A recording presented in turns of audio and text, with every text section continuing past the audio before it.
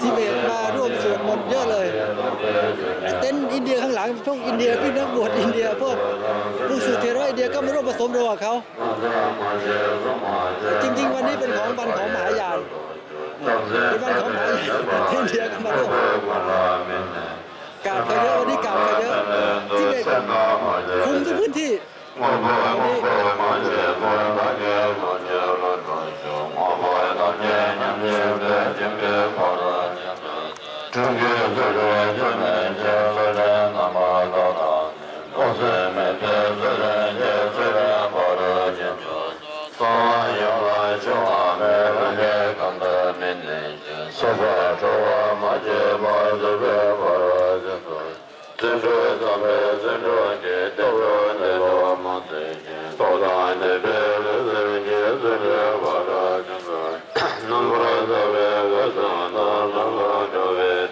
ดูแลสงสัยงานการที่อาร์ตนี่ของ